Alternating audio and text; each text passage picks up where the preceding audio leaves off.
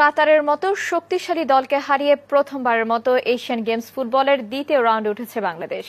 Jakarta থেকে জাহিদ চৌধুরীর পাঠানো রিপোর্ট, ক্যামেরায় ছিলেন শেখ জুবায়ের হোসেন।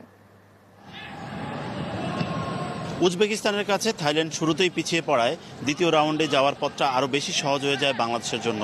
অর্থাৎ জিতলেই প্রথমবারের মতো এশিয়ান গেমস ফুটবলের দ্বিতীয় রাউন্ডে বাংলাদেশ। সে লক্ষ্যে জাকার্তার প্যাট্রিয়ট স্টেডিয়ামে কিক অফ থেকেই যেন অন্য এক বাংলাদেশ।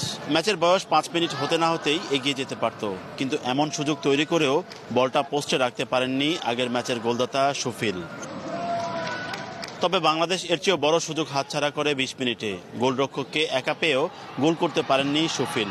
আফসোস বাড়ে বাংলাদেশের ডাগআউটে।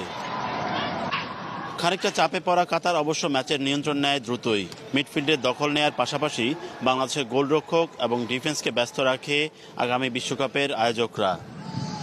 এর মধ্যে গোলবার দু একবার বাঁচিয়ে দিলেও আলাদাভাবে প্রশংসা পেতে পারেন গোলরক্ষক রানা। তার দক্ষতাতেই গোল শূন্যভাবে শেষ হয় প্রথমার্ধ।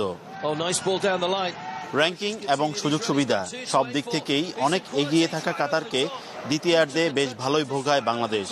এর মধ্যে 58 থেকে 74 এই 16 মিনিটে হাতছাড়া হয় ন্যূনতম 3টি গোলের সুযোগ।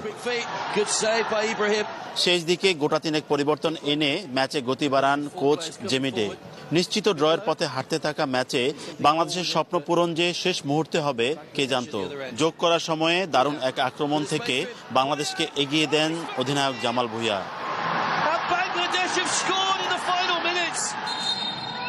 শেষ বাঁশি বাজার সঙ্গে সঙ্গে দেশের ফুটবলে নতুন ইতিহাস গড়ার আনন্দে মাতে বাংলাদেশ দল।